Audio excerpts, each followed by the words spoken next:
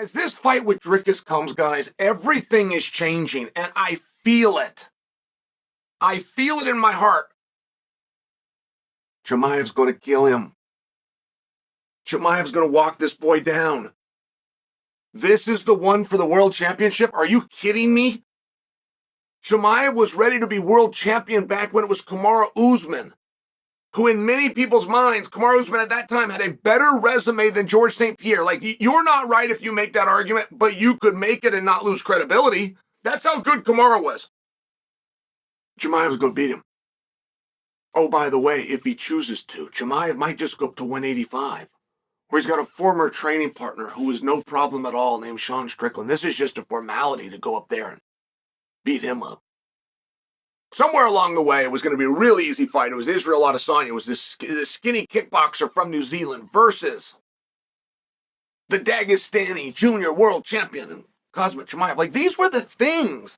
Chimaev gets done with Robert Whittaker in one of the great performances in UFC history. Like, if you dream of being a UFC fighter, or your son dreams of being a fighter, and you can pick one performance, and that's what your son is going to go out and get, it is probably going to be the Chimaev Whittaker.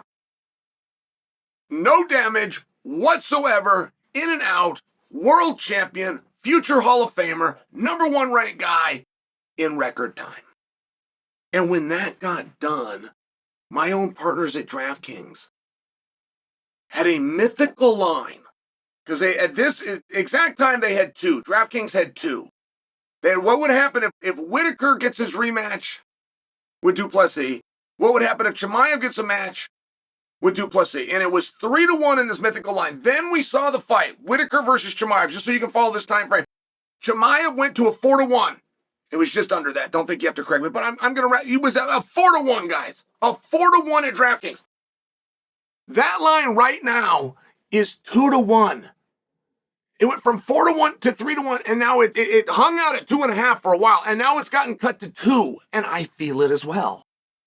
I feel it as well. This evil boogeyman does have an unforeseen challenge. Like, we did not know that Dricus was this good, right? I mean, we got this skinny guy from New Zealand, and got this former training partner from Nevada, and I mean, right when you think you got everything figured out, and all of a sudden, Dricus steps forward. And in the process of Dricus stepping forward, we have to look at Chimaev, and we have to find what his possible holes are, which we have decided is that he must get a takedown, and his conditioning needs to hold up. And Dricus is a massive, massive cardio machine himself. So I didn't know how much I agreed with the idea that Chimaev gets tired and that being an insult. Because when you say that, that carries over directly to he gets tired, and that's a roadmap to beat him. He starts to wilt. Fatigue makes coward of all men, right? Like, it's one of these, when you say he gets tired, it's what you're implying. The problem, if you go watch Chimaev, is that's not what we've seen. He isn't barely surviving through third rounds. Right? He's not getting through the first two, doing the math, I got this locked up, and then he's backing off in the third round. Even if he looks fatigued, he's going one way, which is forward. He's doing one thing, which is throwing offense. Sometimes wrestling, sometimes hand, feet, and some wrestling. That's what I see. But I think it would be better, it would be more helpful, right? You have me, the greatest analyst in the sport, truly, the greatest mind in the sport. But even I would have to admit one thing better in assessing conditioning Khamzat Chimaev would be to ask Khamzat Chimaev. Like, the one person that might know a little bit more than me about how he feels and what it does to his mind as his body begins to fatigue would be him. And I feel that he's been asked, because he left his standard training camp. He left it. He had everything.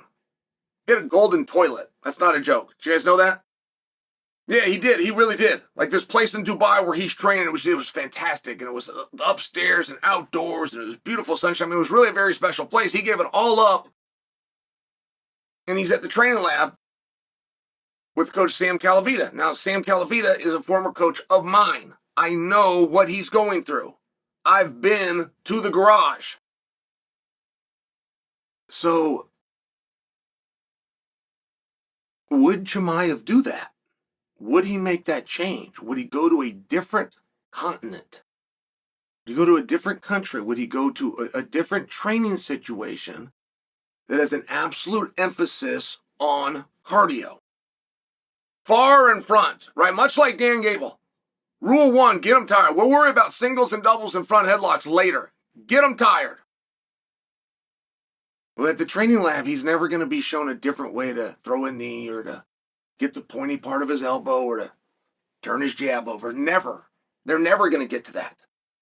They have one emphasis, and it is your ability to endure and to push forward at a higher pace than your opponent. So would Chimaev have done that? I mean, it has to be a clue, right? You guys are saying Chimaev gets tired, and it can become a problem. I'm saying he gets tired, but I've never seen a problem. But I feel like this strengthens your argument. I feel like you guys get a point for this if we were to go and look at a man's actions, and his actions were to leave a country, in fact, leave a continent, come into an unfamiliar situation that has a ultimate emphasis on cardio, which is what started this conversation in the first place. So now I'm forced to look at that. I can't just come in and dismiss what you're saying. I can't. When the very guy I'm trying to defend sees it your way. Apparently. Now, does it become a moot point? If you are right, and he has showed conditioning problems in the past, if you're right about that, then would him putting an emphasis at the training lab, would that make it a moot point? And that is also an unknown. I think we can agree, if you go and focus on something and you do it with the best people in the world, not a bad thing. I think that we can agree, at least under the laws of logic, it would be helpful. But I don't actually know that. And all I mean is, I don't know how long that takes. I don't know. Can I just go do something once and get better? No. Can I do it for 1 week? So maybe 3 to 5 times? No. Could I do it multiple times a week for 3, 4, 5 weeks and get better? Yeah. 30 times. 30 days go by. You can even have rest days in there. Yes, you will see some improvement. And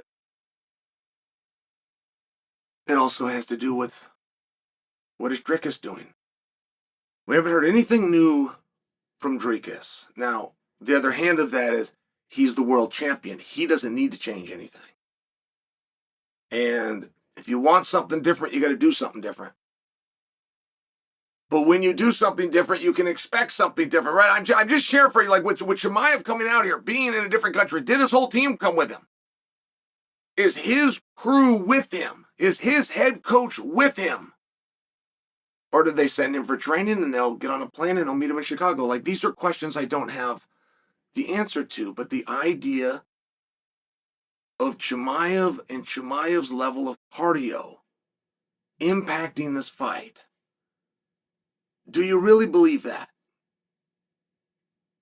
And if you do believe it's been a problem in the past, but now that's the problem that he worked on, with the greatest coach, the greatest facility, do you believe that that's still a probable issue?